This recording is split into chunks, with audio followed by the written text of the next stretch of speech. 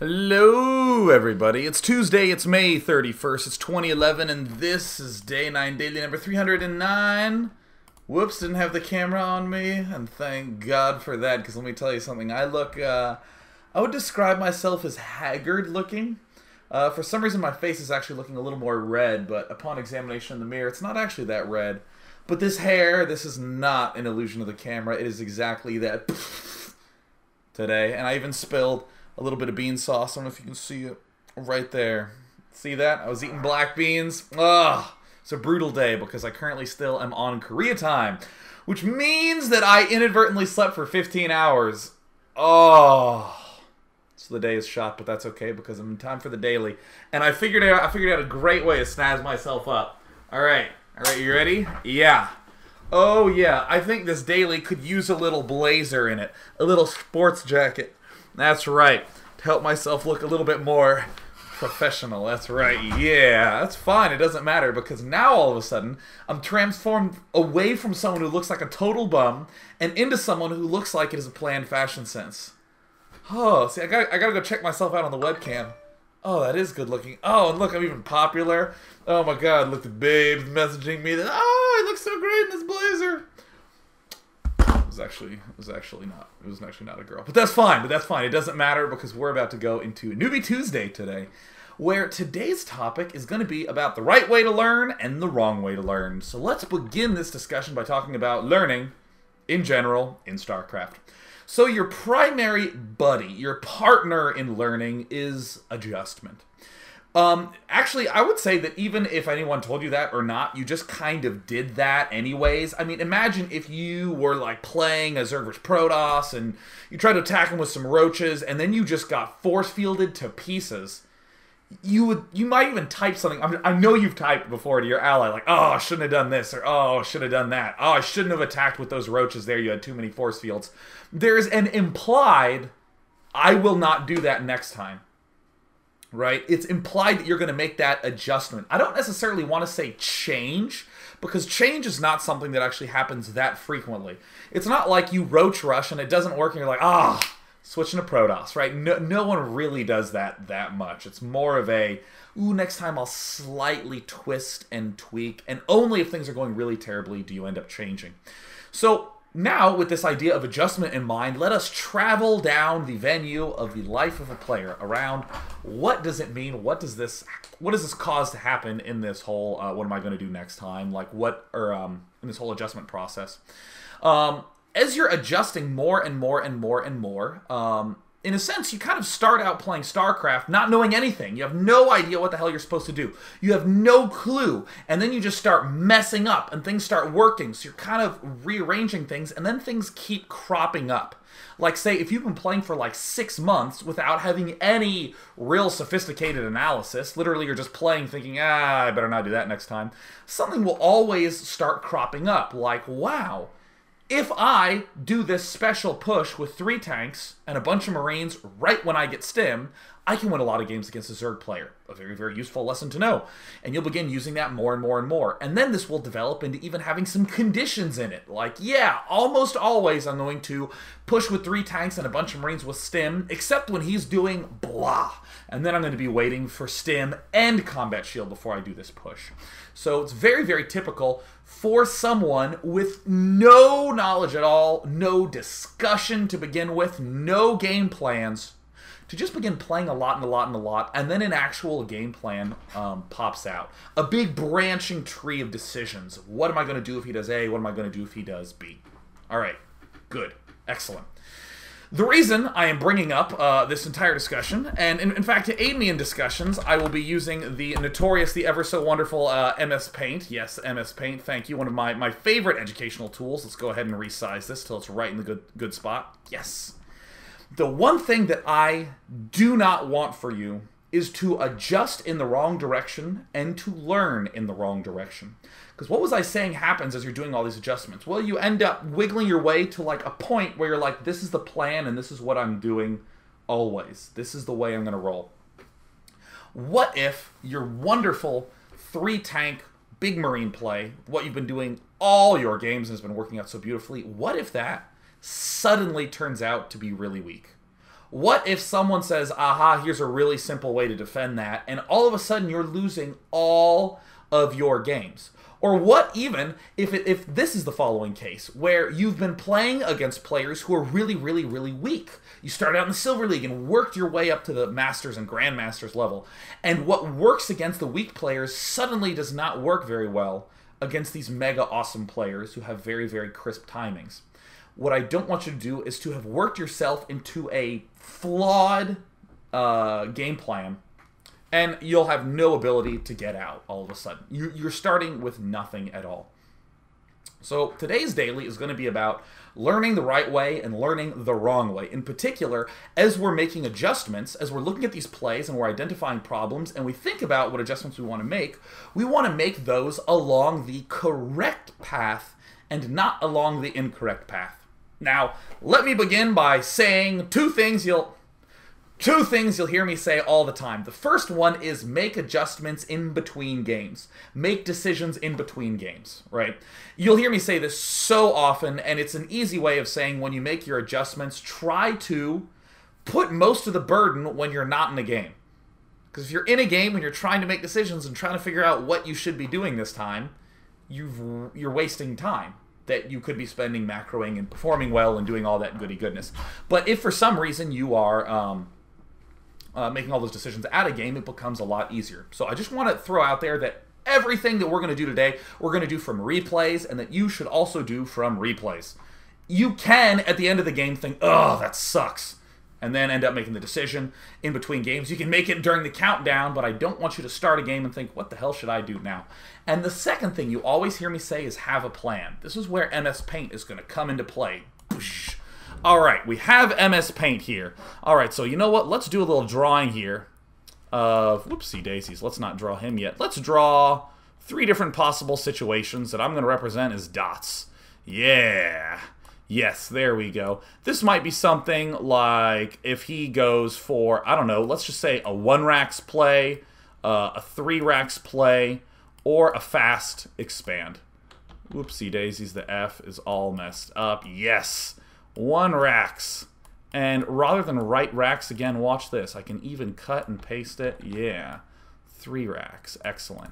So here are 3 possible openings that we could be up against. Obviously, our opponent is going to be Terran. And here is a potential issue that could happen with you that I don't want to have happen. That, all right, you scout him 1-racksing. And what's this little red line? This red line is the way you're going to adjust. So maybe in the first game, you try a strategy that involves a lot of roaches, and that doesn't work, so now you're going to shink, go this way and try some lings. You're going to shink, do a little adjustment. Every little crick in the path is a new game and a new adjustment. And you might end up at this little satisfactory point here, where you're like, all right, this is kind of the game plan I want to go for. Same thing happens with 3-racks. You end up with all these sort of little adjustments that you're making, and then, yeah, you end up kind of at the same spot.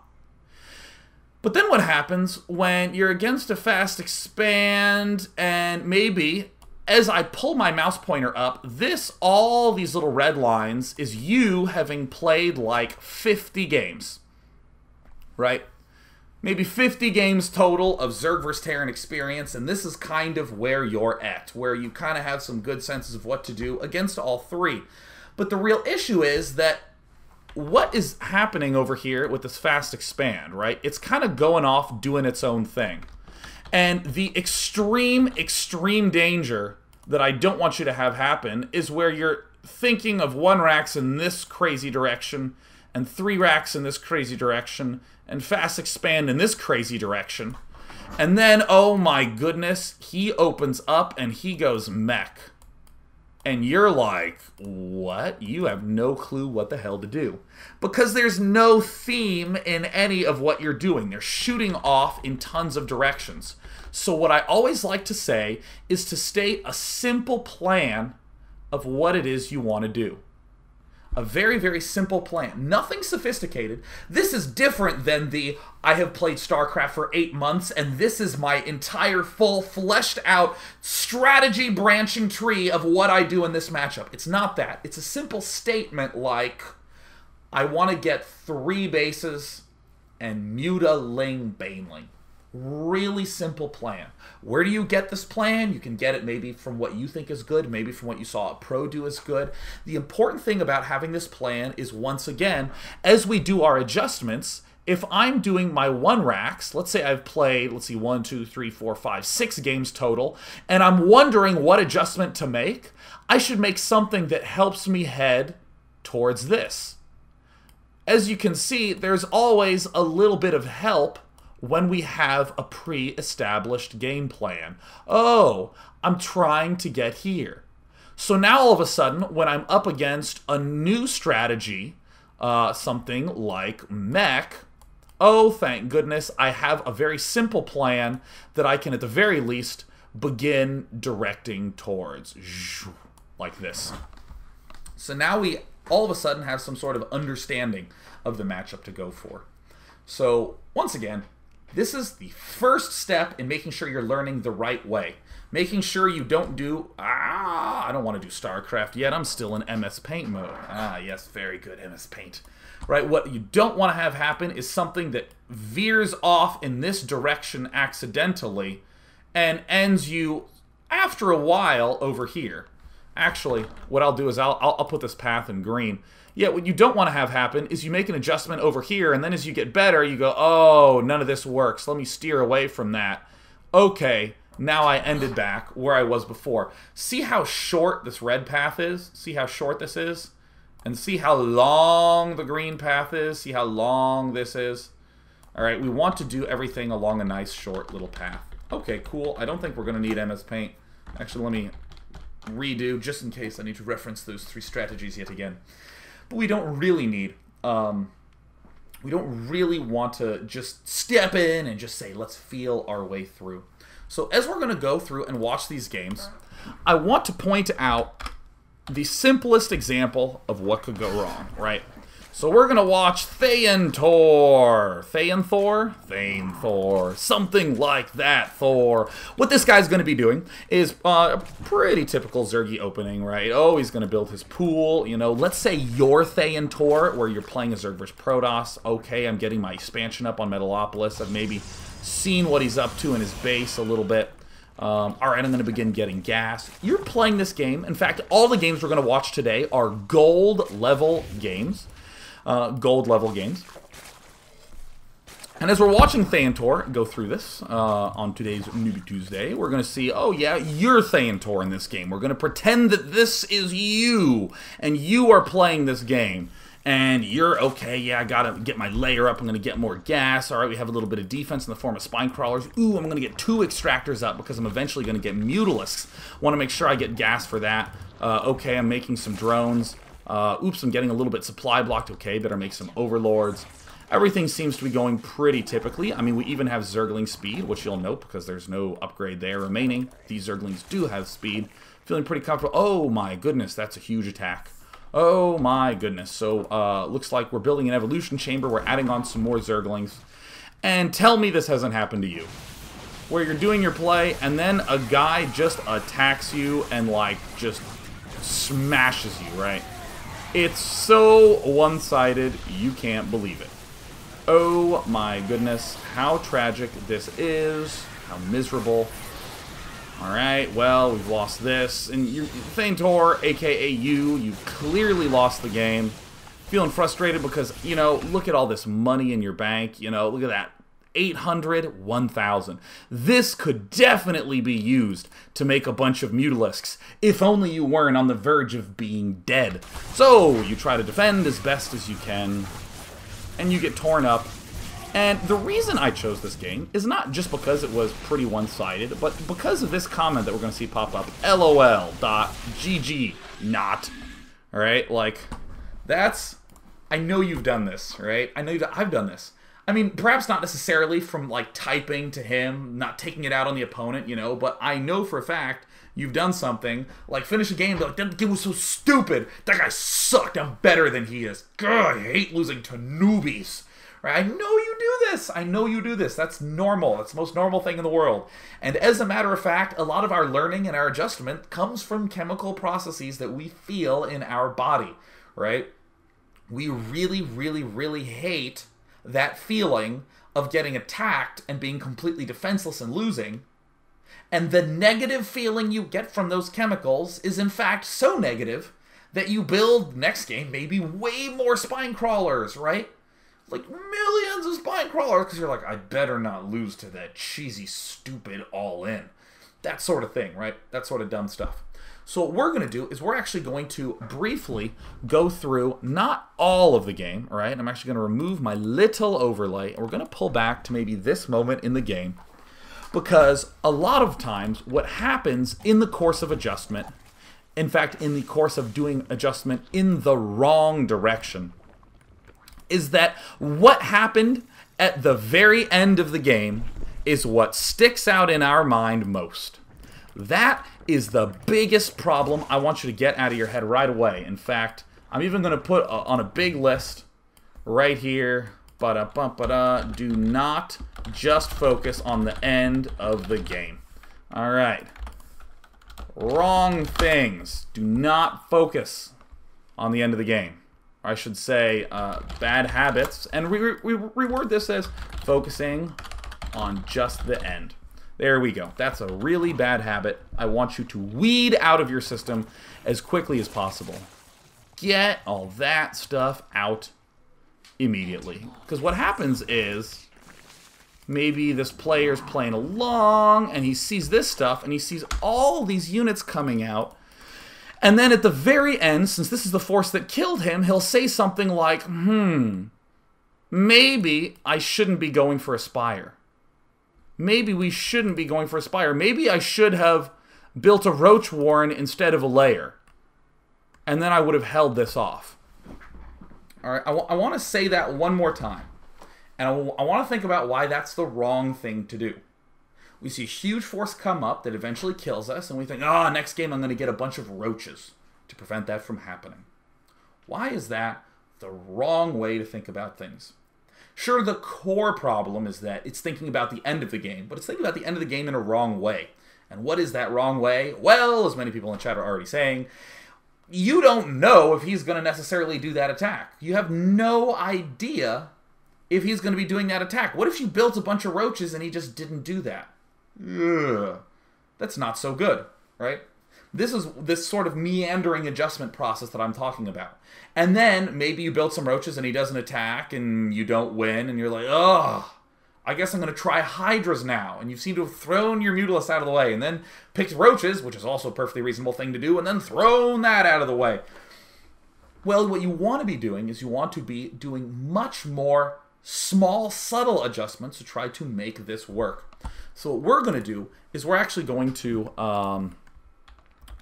rewatch this just a little bit and think of a big adjustment that we can make in between the games that will help remove, or excuse me, a smaller adjustment that will help us hold off this relatively large attack. And you're going to see that these things don't actually have to be that big. At this point in time, we seem to be fairly dead, right? Pretty freaking dead. But I want to note a couple of things like, if we go to the everyone cam, if you just kept a Zergling here, if Thanetor just kept a Zergling here, he would have seen nothing. He would have seen no expansion at all. And in fact, as we're getting later on in this game, wow, that's actually a really, really late expansion. We could even just leave a Zergling right here. Not even at the expansion. We could have just left it here, and then when we saw all these things come out of the base, we could have begun making a whole lot of defenses. So, in other words, what I'm saying is perhaps at the end of the game, the correct adjustment to make would be just try to spot that attack earlier. Do all the same stuff you did before, but just try to spot that attack earlier. That's an example of taking just the end of the game and thinking about it in a little bit more of a reasonable way. We're not discarding everything that we've learned before. We're just trying to gently shape that a little bit. Now, we could end up focusing on this game a little bit more, but we've seen it a couple of times, so we're going to move on to another game. And again, all of these are gold level games. Why are we looking at gold level games? Because gold is around the place where people have a good sense of what their, or a better sense of kind of what some of the themes and the matchups are, but don't necessarily have the best execution. I don't want to do a bronze level game because a lot of times people in bronze level are just sort of doing whatever they want. Yeah, you know. It's the difference between going to a person who's just learned how to draw a face and adjusting that, and then someone who's just hurling paint at a wall. Yes, that is correct. So let's go ahead and use this fancy dancy SC2 switcher. For any of you who didn't know this great little trick, you can actually go into StarCraft 2 and look up a program called SC2 Switcher, and you can drag the replays onto SC2 Switcher, and it will just open up. Notice how I didn't even have to log in. Woohoo! Loading up fast. Excellent. So we're going to focus on each player one at a time. We have DJ Saka in the top left, and we have Toranius in the top right. Toranius. Very good. Very excellent naming conventions going on there. Now, what we're going to do is we're going to do a very simple process. Let me actually remove this. I'm actually going to move this over and come back and continue to flesh out our bad habits list. But until then, Notepad, our wonderful good friend, what we are going to look at today is we are going to explore a couple of things, which is what bad thing happened. This is the first step we're going to do. Why did it happen? And then what we're going to do. This is a template format thing that I use quite a lot, honestly, in what I'm doing. And we're going to see how it's a little bit different.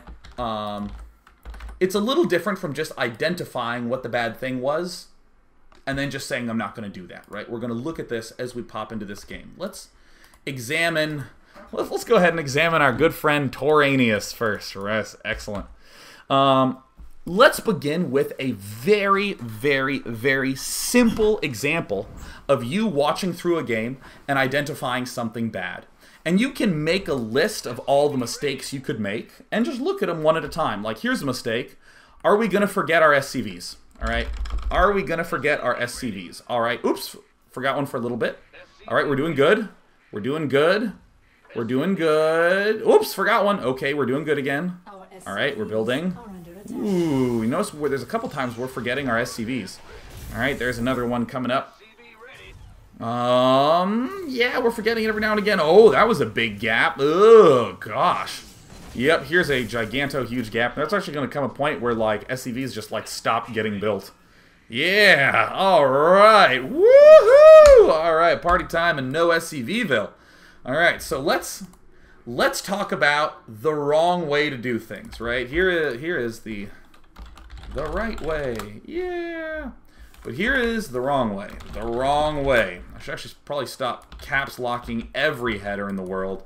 The right way. Okay, the wrong way is to identify the bad thing and then just say, yeah, I guess I'll not do that. Claim to not do it.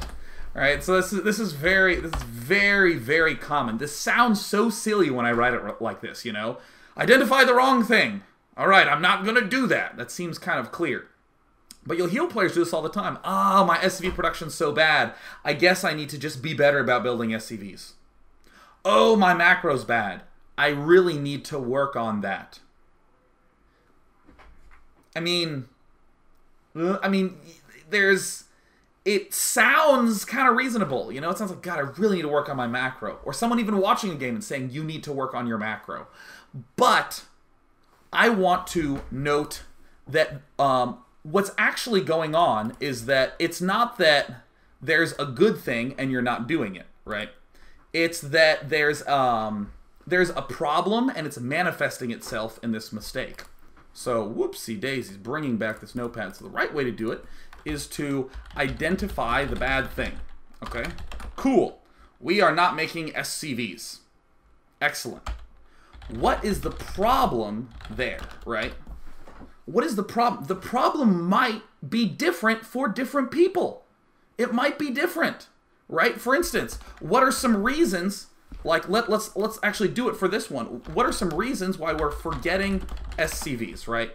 Actually, let me rephrase that as not building SCVs. What could be some possible problems? Well, one, maybe we're forgetting SCVs. This is what most people do. But what if we're just not fast enough? I told you I was going to stop using caps lock. Not fast enough. Completely different reason. This is actually here. Sorry, it's so hard to point when things go in the opposite direction, right? In this particular one, this is very common for macro players, or players with macro problems, that they will not be able to macro, and some of them will remember, but they just won't be fast enough. They'll be in a battle, and they'll be thinking, ugh, when do I go back and macro? I remember I was trying to micro a cloaked Banshee in a Protoss's base, and I knew I had to macro, but I was just like, I don't really know when I'm supposed to be doing this. Like, so now, this isn't me not being fast enough or me not forgetting SCVs. This is me just trying to think, when can I squeeze in, right? Because I know that my hands could possibly do that, but what if I did it at the wrong time? What if I did it at the right time? How would I know? You know, these sorts of things. Like, there's a number of reasons why this can go wrong. So you want to make sure that you identify what the problem is. So let's say that the issue is that you're forgetting an SCV, that it's your memory that's the problem. You're still not done. You're still not finished in this process. You need to say the active thing you're gonna do to fix it. Or as I like to say it, how you're gonna fix it. And this is bad. Remember to, right? You don't just want to say remember to, you want to create a solution. So how about this? Hotkey command center as 4. Always hit 4 throughout game. Right? So all of a sudden what I've done is I'm saying that I'm forgetting to build SCVs. I'm going to hotkey it as 4, and then as I'm playing, I'm just going to be going 1-4, 1-4, 1-4, or 5-4. Like, let's say 5 is my barracks. I'm going to hit 5 and then 4. Let's say I'm just looking on the mini-map. I'm just going to tap 4. I'm going to keep having my finger spam 4, and that's going to suddenly solve a problem. In fact, really funny thing, in Brood War, the way that larva worked was the same as in StarCraft 2. There were no queens to vomit larva. Literally, larva just popped out every 15 seconds, and that's just how it worked. So, I saw that my macro was bad. So how did I fix it? I would just go 5SZ, 6SZ, 7SZ, 5SZ, 6SZ, 7SZ. I would spam it like crazy because you know what? Sooner or later, a larva would pop up and I'd build out of it. Sure, I would issue 15 commands per thing, but I had the best frickin' macro in the universe with this kind of brute force solution. Again, it wasn't me just saying, better remember to do it. It was me implementing some silly brute forcing technique. So as we're going to advance on into the game, what we've done is we've identified a kind of silly problem, all right, a simple one, identify the bad thing, what's the problem, how you're going to fix it. Do not just point out all your bad things, right? So just pointing out bad things and saying, oh, I'm going to fix that. So let's talk a little bit more about some strategic elements, though. We've talked about some of these basic mechanics type things, like, for instance, here's another simple mechanics thing. Notice how right as we go to here, right now we have 150 minerals. So right now we should be building a barracks there, but our SCV is not there yet. That is another thing. That another problem that, you know, let's just go through the problems, right? Like, all right. So let's say the problem is not sending SCV early enough to build. And what is the problem? And only you are going to know for you. It's important to note that your problem is going to be different from other people's problems. So for Toranius, his issue I'm going to just create one for him that he doesn't know when to send SCV. This is actually a very common problem. You know, like, for instance, I need to send a drone to expand to that expo that's way over there. Do I send it when I'm at 200 minerals? Do I send it when I'm at 150 minerals? 100 minerals? 300 minerals? Like, when do I send it? So how are you going to fix it? Well, let's just say send SCV 100 minerals early.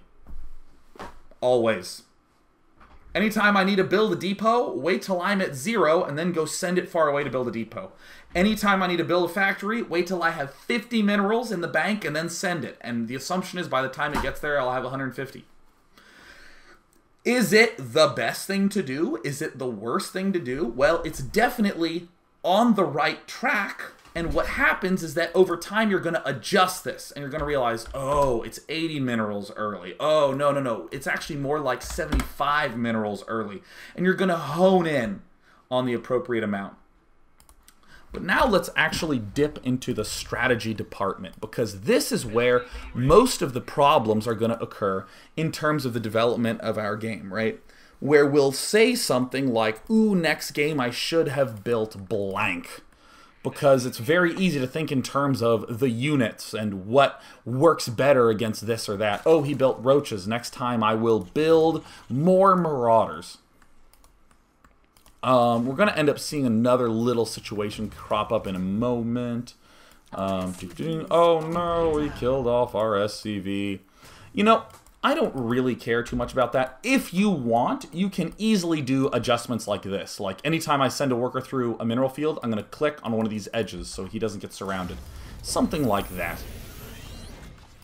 So anyways, we're going to see our Marine get built, and orbital command ends up popping down. Here is a super tragic thing that just occurred. A very, very tragic thing that just occurred where everything seems to be just fine. Everything actually seems to be okay. We have really not missed that many SCVs. We've maybe missed like 0.3 of an SCV. We haven't forgotten a full one yet. We built a barracks. We built a depot. Now we're getting ourselves a refinery. But probably a lot of you who are really familiar with Terran are noticing that you don't quite have enough money to do all the things that this Terran player did. You don't quite have all the money to do that. This is actually one of the biggest issues that comes up, is people not building things as crisply timed as they could.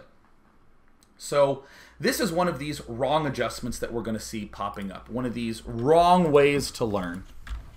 So we're going to end up continuing along in the game really quickly. Oh, whoopsie daisy. Sent a few guys over. I don't actually mind that too extraordinarily, hugely much. We're going to end up seeing a third barracks go down. Oh, okay. Great. This all looks pretty good. This all looks absolutely fine. All right. And we ended up, you know, ooh, we're getting ourselves a tech lab. You're noticing everything looks pretty good-ish. It looks kind of fine. Going to continue to observe for just a little bit longer. This is one of the saddest things that can ever happen to a player. This very tragic moment we're going to see end up occurring right now. All right, now we're building some bunkers. And everything seems pretty good. There's a bunch of problems that are actually cropping up in this play. And suddenly a roach rush ends up marching its way in. Oh, how many problems we're having. And that bunker does end up popping down. And we barely are going to be able to hold this off. We're seeing our money sort of spike up high. This seems like a pretty typical game, don't it? Don't it? You know what? Let's actually pull back to before this push ended up happening. Oh, how tragic. I'm going to have to close a folder. I'm going to close this guy. There we go. I'm going to remove this little overlay. Okay. I will tell you that you actually can't really afford to get this many bunkers this quickly if everything is lining up ultra, super duper crispily.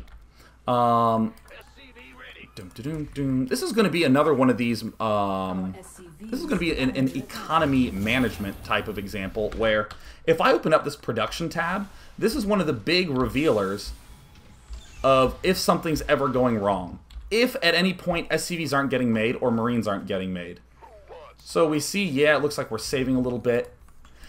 Especially at the gold and platinum levels, you'll see players kind of have this spotty macro. It's not ultra, it's not bad. It's not like they'll have 10 barracks not building for like 20 minutes or something, but it's like they'll build a Marine, it'll finish. And then they'll build a Marine, it'll finish. They'll wait a little bit. They'll build a Marine, they'll finish. And what happens, This is one of the worst things that happen. It's really actually quite subtle, but it's freaking horrible, right? This is what really made me just want to cry, is that we're gonna see. Oh, come back, little buddies. Is all of a sudden, in the process of not having the best timing with our Marines and SCVs and getting this gas geyser quite late, we're gonna think to ourselves, oh hey, I have enough money for a barracks. I'm gonna actually point out even how this looked. This looked actually really good, right? Look, he has like 150 minerals. Oh, 100 minerals because he's building a Marine, and he's gonna send an SCV kind of early, right? Oh, actually, I guess it's a little bit late, but now he's gonna be building this barracks. This happens all the time at gold and platinum levels. All the freaking time this sort of thing happens, where you will end up throwing down an extra structure that you actually technically cannot afford if everything's being built like really, really, really right on time. If we continue to watch this style of play sort of pop out, we're going to see that not only should we not have quite had enough money to build this, we actually should have been a little bit short. Maybe if we cut a worker, we could have squeezed this barracks in. But we actually aren't going to even be able to use this. All right, look at the production tab with me as all this stuff is going on. I want you to watch this production tab with me. All right, cool. And uh-oh, ooh, this barracks isn't doing anything. Ooh, this command center isn't doing anything. Okay, so by not spending our money for a little bit of time, we ended up... Oh, yeah, it looks like we can afford the depot. Looks like we're going to have more than enough money to build all these extra little Marini guys. If any of you have ever watched Select do his 2 barracks opening against Protoss, you're going to see he really does not have that much money right at the start of the game. And now, as all this money's being spent, we're going to see, yep, Marine's a little bit behind. What about this guy? Little bit of delay, little tiny bit of delay. We're going to be able to build another Marine here in a moment, if we remember, but yeah, you see what's slowly starting to crop up here is, well, actually the macro completely falls apart, so now the money's going to skyrocket really, really, really, really high. But what we're going to end up seeing is that the money kind of teeters around 150 to 250, and that feels okay. That actually feels pretty darn good when you're playing. Oh, I'm macroing really, really well. Here's what's going to happen. Here's what's slowly going to happen in our little learning process. Let me actually even bring up a new notepad. No, not a new MS Paint. No, goodness, not that. Here's the thing that's going to end up cropping up is that as we're adjusting over time, we're gonna feel this problem. The problem that we're going to feel is that we seem to not have enough money to support our stuff, and this is something that is seemingly, it seems obvious that you need to just not build as many barracks as you do before. But what happens over time is that as Toranius gets better and better and better and better, he is going to start doing this build with more and more and more and more precision. And it's very uncomfortable to identify that what you have to do eventually is to pop this barracks away. Now, I personally would argue that the mistake, the root of the problem is that we're just not having crisp timings, right? We're just not building SCVs and building Marines as quickly as we can. That's the real problem. But the way it's manifesting itself is that we're having too many unit-producing structures. So we need to try to crispen up all that timing. In fact, I think Zergs have probably experienced this the most. As Zerg players get better and better and better, they'll start to realize, holy crap, if I'm always vomiting my larva on time, I don't actually have that much money at all. I spend all my money making drones at the start of the game, which is exactly what we're going to see from our other little buddy.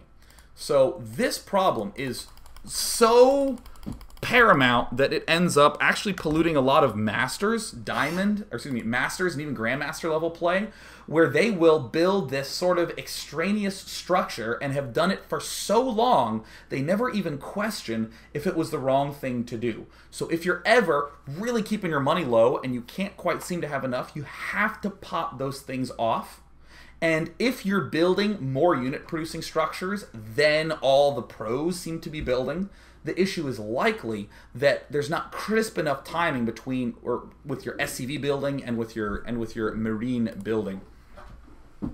So what I'm actually going to do is I'm actually going to speed this up a little bit. What we're going to do is just rapid fire for the rest of the entire daily, looking more at strategic issues that are going to come up and adjustments that people are going to make that will perhaps be in the wrong direction. So at this point in time, Toranius, a bad adjustment to make would be to say, I better build these bunkers early. I better spend money to solve this roach rush problem. The right thing to say is, how can I solve this without spending any money? Just leave my guys on top of the ramp. Okay, so now Toranius is going to have a bunch of extra money, and he is going to just throw down an expansion. It is wrong. The wrong way to learn would be to say, oh, I guess I better throw down, I guess I better expand while I'm doing this. An expand should never be incidental. Like, this is a very incidental expansion command center. Oh, I guess I should expand now. It should always be something that is reasoned out. So, alright, as we continue along, he's going to be building lots and lots of stuff. Continuing to macro, whoopsie daisies, we see some supply depots popping down. And by the way, anytime you have a problem, please remember the following. Identify the bad thing. Then what is the actual problem? And then how are you gonna fix it? This is what you always want to do. And feel free to do stuff with your depots. We could easily sit here and stare at Toranius' depots and talk about that all game long. You always want to have a clearly implemented solution. Oh goodness, we died to this roach rush. What's the real problem? The real problem is that we moved down here to build bunkers. How do we fix it? Don't move down there to build bunkers. Come back here.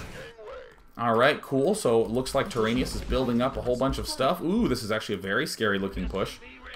Looks like he doesn't have any upgrades. He's moving very, very slowly across the map. Oh, and it looks like he's gonna end up winning! Yeah! Alright! Alright, hey, cool, nifty, fantastic. Bejugular, all's good and well in the world. And I'm not gonna lie, there's a lot that Toranius should not change about that. Marine with some Marauders, tanks, and medevacs, that's the right mix to go for against Zerg. That's really, really, really, really good. I want to throw out there, you will watch someone like SCFOU play, and you'll see all the tanks carefully sieging and all this amazing walking forward going on. If you're gold and you're not doing that, that's okay, because in the course of you playing and learning more, you will make the adjustments to your play that will land you at that spot where you're doing a lot of siege ups and you're doing a lot of the marine careful positioning stuff. You don't have to make yourself do everything that these really good players are doing always. In fact, you shouldn't, because you won't be able to remember all of it. It's fine to just do the little tiny adjustments and identify the big problems that you can see, and then as you play more and you get more experienced, what seem to feel like small problems are going to pop out as really big feeling problems later on down the line. Let's actually do the reverse for the Zerg point of view. Let's actually pop back and be Zerg for a moment. Zerg. All right. So we always want to identify problems. We want to be really sensitive to when our money's too high, when we don't have the resource that we want. Anything that felt kind of yucky in the game, make sure you rewatch through in the replay. Like in this one, we're going to see roaches pop out from Sokka, right? Roaches end up appearing. And the roach horn finishes. You know what we're not doing? We're not building any roaches. So what should we do? We should actually be building this a little bit later, right? The wrong thing to do is to say, well, this attack worked, therefore what I did at home must have worked. This is a huge mistake that you'll see a lot of people do. Oh my goodness, I was successful in my attack. I'm the man. I'm going to do that again. How you're building stuff at home in a lot of circumstances doesn't really relate to why your attack worked or not. The fact that you can push early with roaches and win might be the fact that your opponent moved all his Marines and Marauders to the bottom of his ramp and he should not have. What you always want to be doing is trying to optimize the timings of everything and sort of examining if it's making your attack better or worse. We're going to see this Huge push happened. Oh, how great. Oh, how nifty. And let me just note something that's going to happen right now, is that we're seeing Zerg get his lair really, really quickly. Looks like, yes, he ended up losing everything. We see a couple more roaches making their way across. What you don't want to have happen is where you hit this point where you're like, what do I do now? This is what you heard me say. And hey, what happens when you get into what do I do now mode? Well, we had some money. I guess I'll expand. In reality, if we were vomiting all our larvae as aggressively as we could, we would have tons of larvae to spend. Our money would be zero. We would have never been able to even afford that frickin' hatchery. So, never fall into the trap that we saw. The Zerg fell into it in a very, very, very explicit way. Oh my goodness, he's not making larvae. Okay, therefore I have a bunch of money, therefore I think I can expand. We saw Terranius do the same thing in a very subtle way. Forgetting a Marine here, forgetting an SCV there, getting his gas a little bit late there. Oh, I guess I might have enough money for this really fast third barracks. Not necessarily, right? Not necessarily. Actually, the best way to say this is a build is not the best build because there's nothing more to add to it. It's when there's nothing more to take away from it. You want to be ripping things away as much as possible. So again, the wrong thing to ask yourself is, what more can I add? The right thing to say to yourself is, what more can I take away? What can I do less? Can I do less stuff? Alright, so we're going to see this roach thing keep going. DJ Saka, continuing to build these roaches. This is sometimes an optical illusion that can occur, where you say, well, my attack didn't work. Let me keep on making a whole bunch of units. And then you saw that poke. Yeah, I couldn't do anything. Why did I try to prepare an attack after another failed attack? And notice how little what I just said was. Coming back to our little thing, identify the bad thing. What is the actual problem? How are we going to fix it? The bad thing that we did, we made a whole bunch of roaches, and then when we poked at his front, remember that that Zergling that walked up here got killed off, and all the roaches just pulled back, retreated here? Yeah, we tried to make an attack and it didn't work. What's the actual problem? Well, the actual problem is that we're trying to attack a player at a time when he's totally defended. How are you going to fix it? Well, I'm going to make drones next time. Because the actual problem is that I can't really seem to break into it. It's not, oh, I made roaches and I couldn't break in there. Because the actual problem might be that you could break if you made more roaches. In this case, there's no way we can break because he has way too much stuff and always will. You know what? Let's go into another game. Rapid fire. Blast them through another one. Close StarCraft 2. No, I don't want to see Jim Raynor's face. Close you. Close! Closing! Close. Excellent. It closed. Very good. Now again, I'm going to use my fancy switcher trick. Fancy switcher trick. Let's go into Maxit vs. Sengrui. Loading. Yes. Go, StarCraft. Go, go, go, go. Go, go, go, go, go, go, go, go, go. Alright. Alright, go. Go, go, go, go, go. Go, go, go, go, go, go, go. Trying to load up. Come on, quickly. We're going to find out what races these players are, and then we're going to do some analysis. All right, it's a Terran. It's against a Zerg again. All right, awesome. All right, cool. Let's go ahead and go into Terran mode from Maxit. Trying to see what strategic errors could come up. So, all right, he's doing his little wall offage. Going to open up my good old production tab so that we can keep an eye on things. I would just like to point out that, oh wait, never mind, he made a second gas. Not going to point out anything. Alright, we're seeing Maxit quickly build himself a tech lab. Alright, awesome. Getting himself a Marine, and, ooh, it looks like Stim and Marines. That's great. We're getting ourselves a tech lab on the factory. Looks like we did a little scouting action. Oh, it looks like we're getting Siege mode really fast. We're getting Stim pack really fast.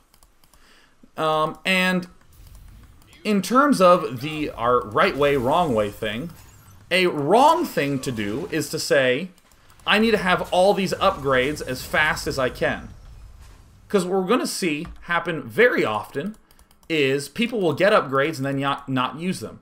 Maxit, build order-wise, did a correct move. He's attacking right when Stim finishes and right when Siege mode finishes. If both of those had finished and he'd waited, I'd be like, there's a problem with the build. So now we're going to see Maxi moving out very, very early. Will he be able to break through? Well, it looks like we're going to stim. Ooh, we're having some effectiveness. Now, I can actually tell you right now that this push should absolutely never work. But what's happening? Well, Maxi, oh, he's breaking through. Oh, darn, a bunch of Zerglings popped out. So, wrong thing to think. Oh, that push almost worked. Or, oh, that push did damage. That's actually, like, the super wrong thing to think. Because it's so tempting to just... Or it's so, I guess I would say, pleasurable, like chemically pleasurable, when you have your Marines and tank siege out the front, and he sends some Zerglings, and you hold it off, and the push keeps working. Your body literally gets flooded with this, oh my gosh, yes, yeah, sort of feeling. And I know you felt that in the game, because I feel that all the freaking time. And then, all of a sudden, this crushing defeat happens, and it's like, ugh! Oh, it didn't work, but there's these conflicting emotions going on in your body. Half your body is going, oh, that was so awesome, that almost worked, which is, by the way, total bullshit, but your stupid body will still go, oh, that almost worked. Better try to do it even harder next time. So you'll end up seeing a player do something like rally all these units up to the front, right? Rally everything up to the front, trying to do as much damage as possible. Oh, and that sort of thing, but eventually, as he continues to climb, it won't exactly work. So the wrong thing to think is that an attack that gets crushed kind of badly, to continue to devote time to that, or to continue to try to figure out a way to make that work the right way, honestly, there's everything right about just not attacking in some circumstances, and just totally not attacking. And what would that mean? What would that mean back for our little buddy Maxit here, who has been going for stim and has been going for siege mode really fast? Maybe he just shouldn't be doing that opening at all. So let me state that one more time, because it's important to note the relationship between the attack and the build order. The wrong thing to think is, oh my gosh, that attack almost worked, maybe I should do that a little bit harder. Eventually you'll end up concluding, oh, it didn't work, I guess I shouldn't make that attack. Well, the attack is only part of the problem. The real heart is that we've devoted all these resources to this early attack that is going to lose 100% of the time. For instance, try to just Ghost Rush a Protoss player with just Ghost. No cloak, just Ghost Rush. It actually won't work. You'll actually die really, really, really quickly with just Ghosts. Solution is not to devote all these resources to building ghosts early on. It's not to build our ghosts and then to sit on our ass with our ghosts going... We want to make sure we always relate it back to that sort of resourceness. So now we are seeing, oh yes, Maxit, whose macro slipped, convinced himself that he could actually afford these extra unit producing structures, and is now going hog wild, producing all sorts of everything. Yes, expansion command centers galore. Continue to advance things right along. Looks like we're doing a Blue Flame Hellion drop. Blue Flame Hellion drop. Oh, it looks like that didn't quite manage to work. Oh, alas. How ghastly. This is another sort of addiction to try to do. I should actually say this right now, now that we're seeing this. We're seeing Maxit do this. You should always be winning games in a direct attack.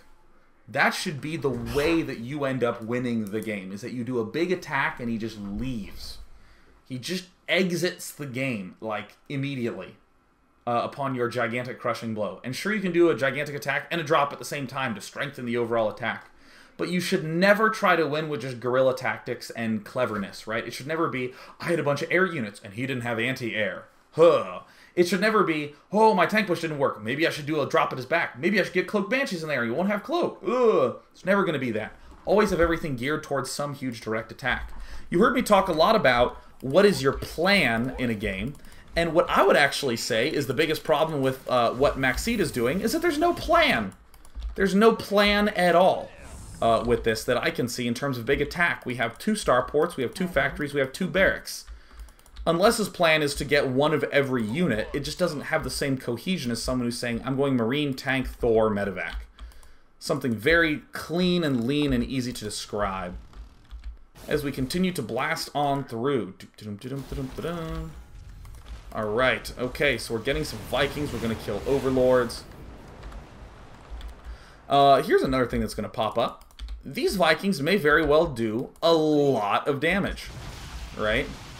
May very well do a lot of damage, right? So when these Mutalisks roll along like that and kill it off really easily, you have to actually just not build them. It is entirely correct to pull that off. Why is that?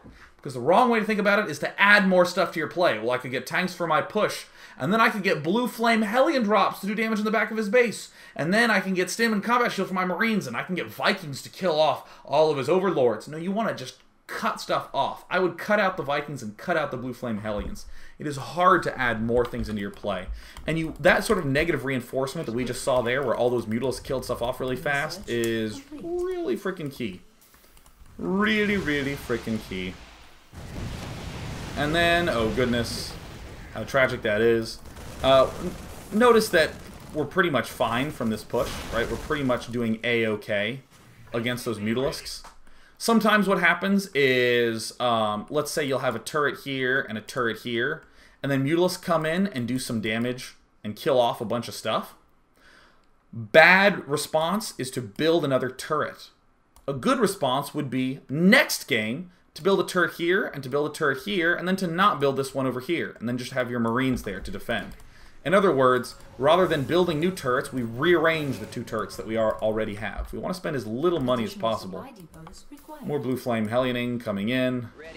I'm really sincerely hoping that red does not win this game. That would actually sincerely bum me out. Maxite not building himself an orbital command. Ooh. This is one of those obvious things where you're just going to, or I didn't build an orbital command, therefore next game I'm just going to build an orbital command. I mean, that's one thing that's just so simple. It's literally a one-time move. Oh my gosh, this actually bums me out. But anyways, this is such a simple thing, such a one-time move, that a lot of people will just be like, LOL, he should have built an orbital command. Oh, and maybe people who watch Maxite's game, giving him advice, will say that. But the more important problem sort of rests back here at home with, like, what all the timings is for all this stuff. Oopsie daisies, looks like. Oh, Blue Flame Hellion's managing to do a little bit of efficiency here. We saw, and the reason I was like, oh, this makes me sad, is that those Banshees, that's not a Banshee, that's a Hellion. The Banshees that were over here did some damage, and they really shouldn't have against a better player that really won't do as much. Try to do less stuff in your mixtures and not more. How much more time is left on this thing? Holy cow, it's a long game. Holy freaking cow. We're going to advance at least until our first attack.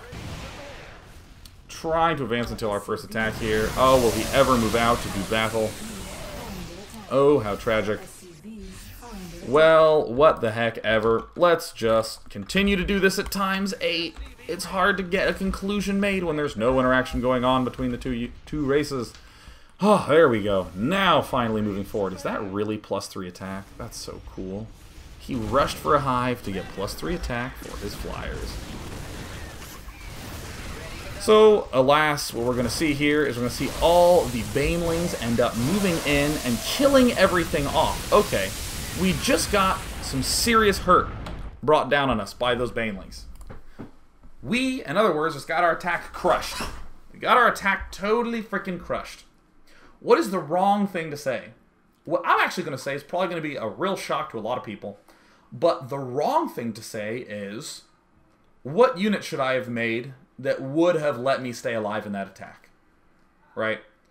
In other words, people won't necessarily say it with that question leading, but they'll see that battle and go, dude, you needed more tanks. Or, dude, you needed more Marauders. That is actually wrong.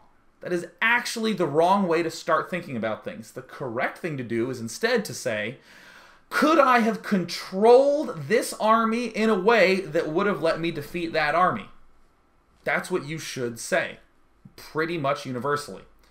Because you need to hit a point in StarCraft 2 where all your macro and all your crispness back at home is working really, really, really well, and then you're maximizing the use of your army. That's why Marine Tank works really, really well, because honestly, Banelings smash and murder Marines. But if you can spread them properly and have tank support, you can hold that off. For a long time, people thought that you literally could not really make Marines against a Zerg player because the fact that Banelings were just so good against them. Or if you made Marines, they had to be really limited. You needed a lot of Marauders and a lot of tanks and a lot of non-Marini units. But as we found over time, there are ways to position it properly. So try to ask yourself those positional questions first. I'd love to do more, actually focus on strategy, but we are up on time, so we will take questions. Questions. Bum-ba-dum-bum-ba-dum-da-da. Actually, I see a comment here by Didi the Schmay, who says, you needed to kill more overlords with your 2 Vikings you lost earlier. I want to note that a little bit, because it is true that anytime you do a weird little incorporation into your mix, you must have some justification for that little deviation. In other words, if you're going out of your way and building some Vikings, you better kill off a lot of stuff with that Viking. But what happens very often is that you'll start getting punished again and again and again and again for doing these sorts of things. Maybe you have a game where you kill 9 overlords and it felt amazing, but then the next few games, you really can only seem to kill 1 or maybe even 0. If that's the case, you gotta just pop that off. You gotta just pop all that off. So let's see here. Control Zerg says, hey Day9, do you think it may ever be a mistake to take a shortcut by going online and looking up build order timings rather than taking the time to understand the principles behind those build order timings and strategies? Why or why not? I always think that it's a real danger not to have a plan. I almost always try to steer people away from looking at build orders at first and back to having just a basic plan. Like, I'm going to build Lings, Mutas, Banelings on 3 bases, and then get a Hive, and then push them with Broodlords. Something that is very, very straightforward and simple to state. If you get a build, I mean, that's fine. But there's... Here is the... Let me get with the problems of build orders and then talk about what's good about a build order. A problem with a build order is that if you are not really good at your SCV timing and really good with your macro timing and really, really crisp and on the ball with all the elements of the build order, then you will fall apart really quickly. I've seen people say something like, yeah, I build my barracks on 12 because that's what the build order says. And you know what that person does? They build an SCV, and then they forget to build SCVs. And then now they have 200 minerals, and they go, whoops, and then they build their 11th SCV. And then they're waiting around a little bit. And then, whoops, forgot to build the 12th SCV, and then they build it. And now they have 500 minerals. And then they start building the barracks. So now they have 350 minerals left over. And I'm like, dude, spend your money. And they say, no, no, no, that's not part of the build order. That's the real danger there. Or people who get things out of order a little bit. They're told, like, yeah, I guess I better build a zealot because that's what the build order says. And then it says build something at 20 food. And they're like, all right, I guess I build the zealot and then I build the thing at 20 food. When in reality, if you were building probes nonstop, like being really on the money, then you would have gotten to 20 food with just probes. So it would have been incorrect to build the zealot then. So that's the real problem, and that's why you always need to have the game plan sort of associated with that, so that way you can not get thrown off and F up. But the advantage is that a really well thought out build order is going to substantially cut down on the time of everything. You might end up with some big ass holes in your play. That's the one thing I do want to throw out there. That's also a big danger. Like, for instance, you might have a build order you do in Terran vs. Zerg that's great. You have no idea why it works, but my god, it works.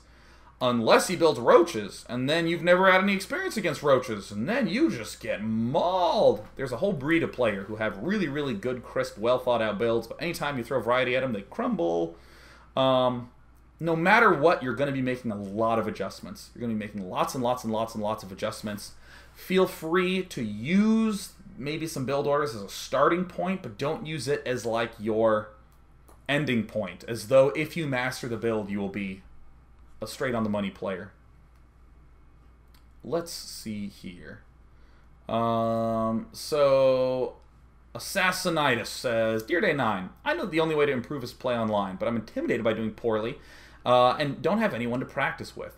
How can I improve to feel less intimidated when playing online without feedback offered from opponents. Let me just note something really quickly here.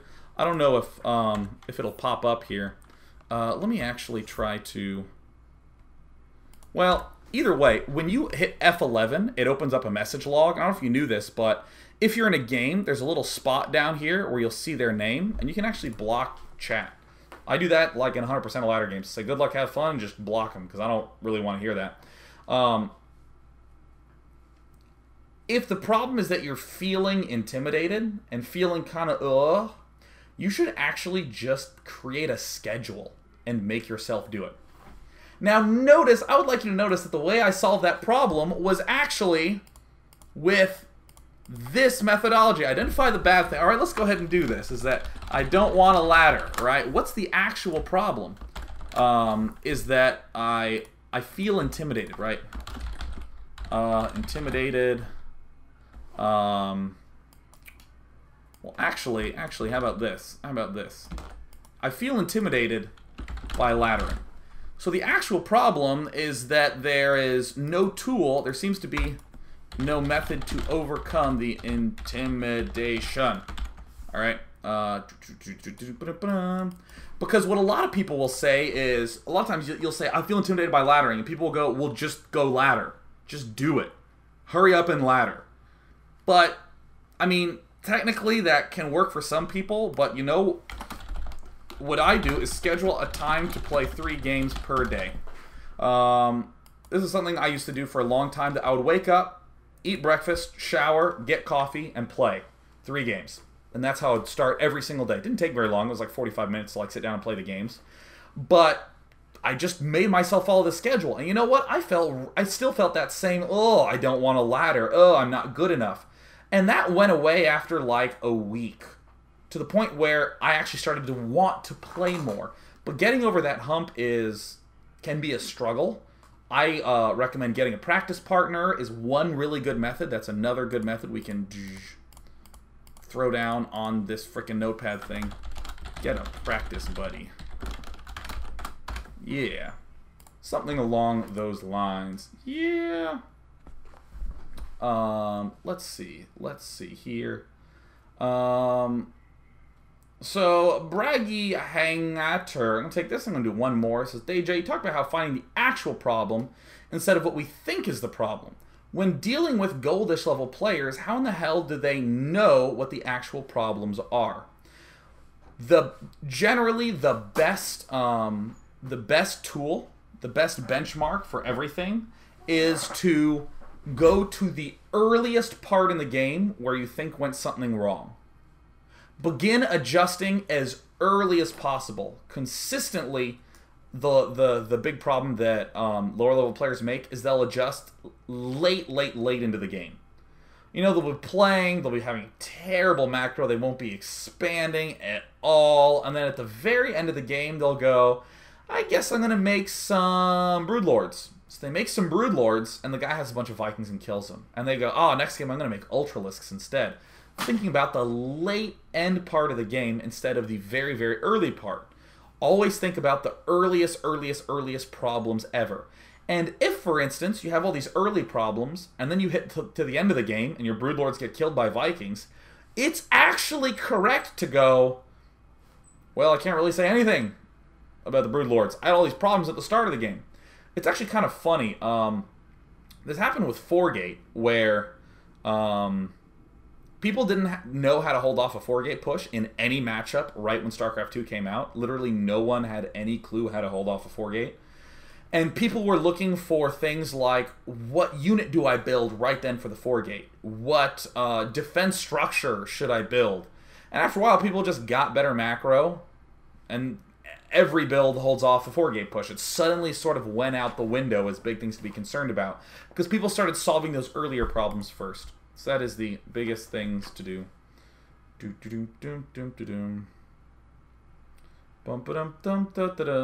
One-Legged Stalker says, excellent thing. Dear DJ, the problem I have when I'm Terran is that I'm not sure when I can build another barracks and be able to build out of it nonstop. Any ideas on how to fix this? So, here's a very useful thing to do. Alright, so let's identify the problem. Instead of saying, I don't know when to add a barracks if I can support it, let's say the problem is don't know max barracks capacity, right? I don't know if I can support like 10 barracks on 2 bases or 4 barracks on 2 bases. So what is the actual problem? I would say that the actual problem is probably macro related, like not remembering to macro on time, right? Because generally, if you can macro really, really, really well, you'll just feel like, yeah, I got 5 barracks and that's what I could do. That's what I could do. So what I would say is the following. Pick a, let me actually split it up like this. Let me just say lack of game knowledge, right? Let's actually break this up into 2 pieces. Don't know the max barracks capacity. I don't know. I don't have enough experience. How you fix it? Pick a number of barracks, build that every game, see what happens. 7 barracks on 2 bases. That's just what I'm gonna do. Or you can even be super sophisticated and say 3 barracks, expand, and then build 4 barracks, so I have 7 total. Alright, and see what happens. Identify the bad thing. Don't know if I have too many barracks, right? So notice I'm just breaking it up into 2 pieces, your problem. Don't know if I have too many barracks. The problem then is, actual problem is likely to be bad macro. Bad macro. Alright, cool. How are you going to fix it? Play a game with just the computer. Like, just against the computer. Oops. How am I going to fix it? Play a game with just the computer. Focus on perfect macro. See what happens, right? And the see what happens is just another way of saying adjust. It's kind of funny how often people will have questions in their gameplay and they will not... Yeah, that's pretty, isn't it? Yeah, that's great. Yeah, the Razz Dazzle. It's funny how often people have issues in gameplay and they'll ask themselves the question and then not proceed to answer it. It's really important that you just take 2 to 5 minutes to answer it, because how many barracks can I support on 2 bases? Well, you know what? I'm going to just first build 16 SCVs at each location, and then I'm going to stop all SCV production, and then see what happens with my barracks. Oh, I can support 6. Alright, next time I play it, I'm going to build 6. Alright, I did that. I built 6 barracks. I don't quite have enough money for the 6, because I need to build depots and get upgrades and shit. Alright, so it's going to be 5. Bum-ba-da! Starting to discover things. That's going to wrap up the daily. I guess I'm done. Cannot wait to be back on American time, because let me tell you something, being on Korean time in America is such a drag. Oh my god, I feel exhausted all the time, and I feel cranky in Korean, but thank god I have this blazer to spruce my look up. Would like to note that next week's Fun Day Monday, is going to be the mouse-only Fun Day Monday. That is right, submit a game of you playing with just a mouse. There you go. Monday at day9.tv. For next week's Newbie Tuesday, it's going to be quite a bit of work for you, but I'm hoping that there's going to be some people who devote themselves to doing adjustments all week long. This is what I would like you to do. I would like you to submit a replay pack. It's going to be replay pack, where you begin, first submit a game of yourself, preferably one that you've already played, like one that you played yesterday, for instance. And say, here's a game of where I am and what my plan is. Make sure that you write that down. Say, here's my plan. And then play a game and state what your adjustment is upon playing that game and what you think a bad adjustment would be based upon that. And keep doing this throughout and send me like a replay pack of 5 to 10 games. The higher the better. I should say the higher, the more likely you're going to get picked for next week's Newbie Tuesday. Because what I want to see is people taking their own game, identifying problems, or seeing what's going wrong, identifying what the actual root of the problem is, and then talking about how they're going to fix it, and then seeing how they implement that in the next game, and then so on and so forth. So we can see if someone learns in the right direction or if they end up drifting off into the wrong direction. Submit that to Tuesday at day9.tv. Please include your level. If you're like gold, bronze, silver, platinum, elite. Yep. It's the adjustment Newbie Tuesday. Gonna wrap it up. Bye, guys!